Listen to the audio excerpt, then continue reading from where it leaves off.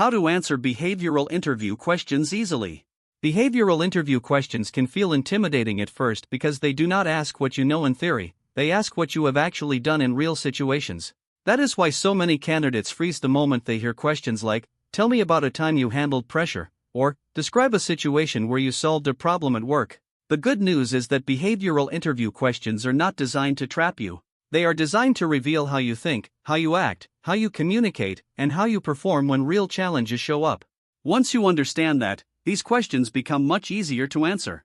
In this video, I will show you exactly how to answer behavioral interview questions in a simple, confident, and professional way, even if you are a beginner, even if you do not have years of experience, and even if interviews normally make you nervous. The biggest mistake candidates make is trying to sound perfect instead of sounding clear. Interviewers do not expect a movie scene. They want a believable example, a logical structure, and proof that you can bring value to the role. That is why the easiest way to answer behavioral interview questions is to use a simple framework. You do not need to memorize fancy lines. You just need a method that keeps your answer focused. The best method is the STAR method. STAR stands for situation, task, action, and result. Situation means you briefly explain the background. Task means you explain what responsibility or challenge you faced. Action means you describe what you personally did. Result means you explain what happened in the end. This structure works because it stops you from rambling and helps the interviewer follow your story easily. Let us say the interviewer asks, "Tell me about a time you dealt with a difficult customer." A weak answer would be something vague like, "I am good with customers and I always try to stay calm." That sounds nice, but it does not prove anything. A stronger answer would be, "In my previous retail role, a customer was upset because an item they wanted was out of stock. My task was to calm the situation and help them find a solution. I listened carefully, apologized for the inconvenience, checked our inventory system, and found the item at another nearby location. I also asked my manager if we could reserve it for the customer. As a result, the customer left satisfied, thanked me for the help, and returned to shop with us again." That answer feels stronger because it is specific, practical, and easy to trust. Another reason people struggle with behavioral questions is because they think they need dramatic stories. That is not true. You do not need to save a company from disaster. You just need a real example that shows useful skills. Even small situations can become strong interview answers if they demonstrate communication, teamwork, leadership, problem solving, time management, adaptability, or responsibility. For example, if you are a fresher or beginner, you can use examples from university projects, internships, volunteer work, freelance work, training programs, or even group assignments. What matters most is that the example shows how you handled a situation and what the outcome was. If the interviewer asks, "Tell me about a time you worked under pressure," and you have never had a full-time job, you can still answer confidently by using an academic or practical example. You might say, "During my final semester, I had multiple project deadlines in the same week while preparing for presentations. My task was to complete everything on time without affecting quality. I created a schedule, divided each task into smaller parts, prioritized the most urgent work first, and kept checking my progress daily.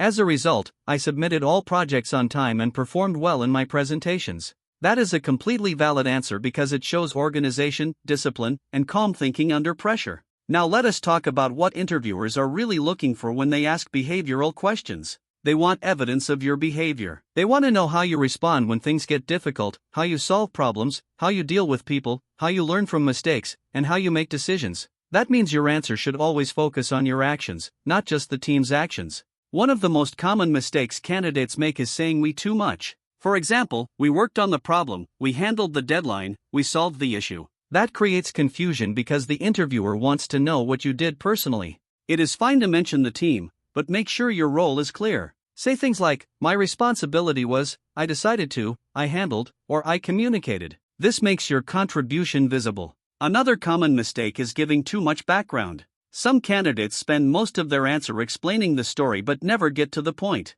Keep your situation brief. The action part should be the strongest part of your answer because that is where your value is. The result should also be clear. Do not end your story suddenly. Always show what happened. Did you solve the problem, improve a process, meet a target, reduce a delay, help a customer, support your team, or learn something useful? Even if the outcome was not perfect, you can still answer well by showing maturity and learning. For example, if the interviewer asks, "Tell me about a time you made a mistake," do not panic. This question is not really about the mistake. It is about your honesty, accountability, and growth. A good answer could be, in one of my earlier project roles, I once submitted a draft without fully checking one section of the data. My manager noticed the issue before it was finalized. I immediately reviewed the mistake, corrected the data, and created a personal checklist to improve my review process before future submissions. As a result, my later work became more accurate, and I learned the importance of slowing down and checking details carefully. That answer works because it shows responsibility and improvement, not excuses. Let us also make behavioral questions easier by understanding the most common types. Usually, they fall into a few major categories. Teamwork questions ask how you work with others. Problem-solving questions test your thinking. Conflict questions explore how you manage difficult situations. Pressure questions show your emotional control. Leadership questions reveal initiative and influence.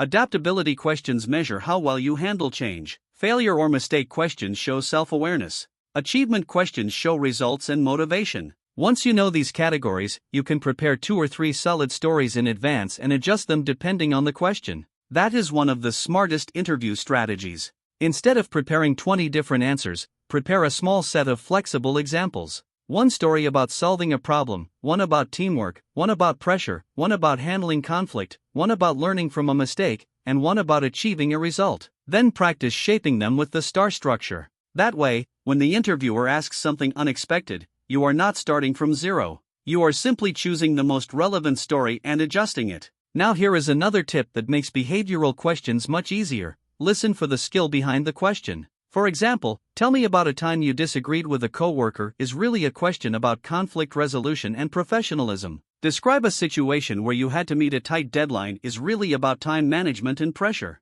Tell me about a time you went above and beyond is about initiative and work ethic. If you understand the skill being tested, you can choose a better example and frame it more powerfully. Also remember that confidence in interviews does not come from using big words. It comes from clarity. Speak simply. Speak directly. Speak with structure. You do not need to rush. In fact, a short pause before answering can make you seem more thoughtful and composed. If you need a second, say, "Sure, let me think of a good example." That sounds professional, not weak. It shows that you want to give a real answer. Another great strategy is to end your answer with a lesson or takeaway when it fits naturally. This makes you sound reflective and mature. For example, after telling a story, you can add, "That experience taught me the importance of clear communication," or, "It helped me become better at prioritizing tasks under pressure." That extra line can make your answer feel more complete.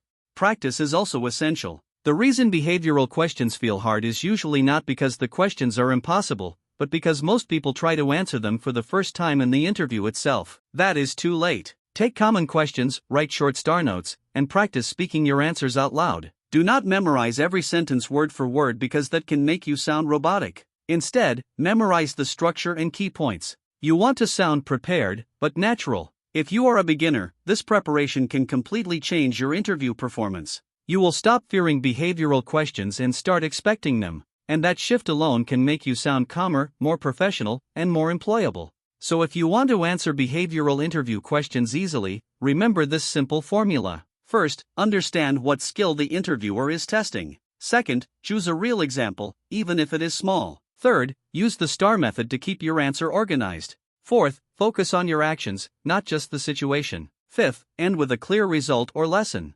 That is it. Behavioral interview questions are not about perfection, they are about proof. When you give structured, honest, and relevant answers, you make it easy for the interviewer to picture you in the role. And that is exactly what gets you remembered. So the next time someone says, "Tell me about a time," do not panic. Smile, pick your example, use the STAR method, and answer with calm confidence. The easier you make your story to follow, the stronger your answer becomes. And once you master this skill, interviews stop feeling like interrogations and start feeling like opportunities to show who you really are.